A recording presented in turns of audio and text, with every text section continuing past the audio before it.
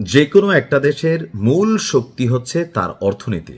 অর্থাৎ আজকে যারা আমরা ইউরোপ আমেরিকার বিভিন্ন রাষ্ট্রে নদী সাগর পাড়ি দিয়ে যাইতে চাই, কারণ তাদের দেশের ইকোনমি শক্তিশালী। আর পশ্চিমারা এমন সিস্টেমে তাদের ব্যবসা বাণিজ্যের ভান্ডার, আর পাশাপাশি চীন সারা বিশ্বজুড়ে এমনভাবে খুইলা বসছে, সারা পৃথিবী প্রতিদিন তাদের জন্য কাজ করে টাকা যোগাই দেয়। এই যে ধরেন আমরা বাংলাদেশে বসেই মোবাইল ইউজ করতেছি, ফেসবুকে, হোয়াটসঅ্যাপে, গুগল, কম্পিউটার যা ব্যবহার করতেছি, এই যে ব্র্যান্ডেড শপিং করতেছেন, টাকা যাদের আছে, গুসি মুসি, এডিডাস, নাইকি, গাড়ি দেখতেছেন, টেসলা, বিএমডাব্লিউ, মার্সিডিজ, টয়োটা, এই যা ব্যবহার করতেছি এটা পশ্চিমাদের ম্যাক্সিমাম কোম্পানি।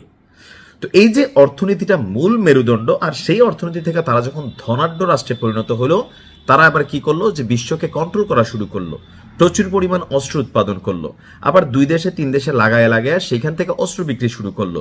অর্থাৎ যুদ্ধ তাদের দরকার।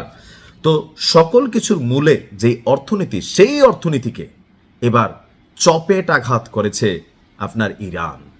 আমেরিকার মেরুদণ্ডের একটা হাড্ডির মধ্যে যদি আরো ধরেন 10-12টা সাব হাড্ডি থাকে, আমি জানি না, ডাক্তাররা ভালো বলতে পারবেন, এর মধ্যে একটা হচ্ছে কম্পিউটার প্রযুক্তিতে মাইক্রোসফট। নামটা নিশ্চয়ই শুনেছেন যারা কম্পিউটার চালান। আজকে বেশ কয়েক দফা আপনার ইসরায়েলে ক্ষেপণাস্ত্র ও ড্রোন নিক্ষেপ করেছে ইরান, আর এর মাধ্যমে ইসরায়েলের বেশ কিছু গুরুত্বপূর্ণ স্থাপনাকে টার্গেট করা হয়েছিল। ইরান বলছে তাদের ছোড়া ক্ষেপণাস্ত্রগুলো ইসরায়েলি সেনাবাহিনীর বীর সেবা যোগাযোগ কমপ্লেক্সে আঘাত করেছে।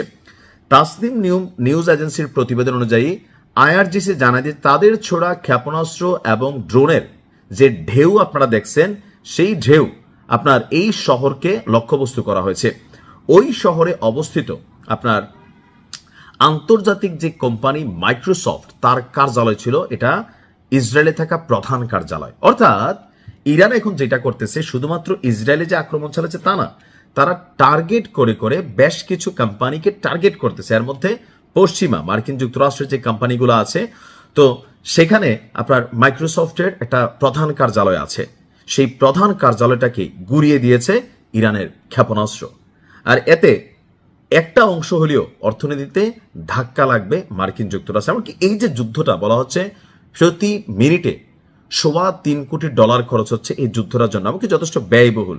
আর ইরানের তৈরি আপনারা ধরেন 20-50 হাজার দামের একটা $20-50,000 একটা ড্রোনকে, বা 5 থেকে 10 হাজার দামের একটা ড্রোনকে সাইজ করার জন্য মার্কিন যুক্তরাষ্ট্রের ব্যবহৃত হচ্ছে $50 থেকে $75,000 একটা আপনার মেশিনারিজ। তার মানে বুঝতে পারছেন, ইরান যদি যুদ্ধে এ পর্যন্ত $10 ব্যয় করে থাকে, আমেরিকার খরচ হয়ে গেছে $70 থেকে $80।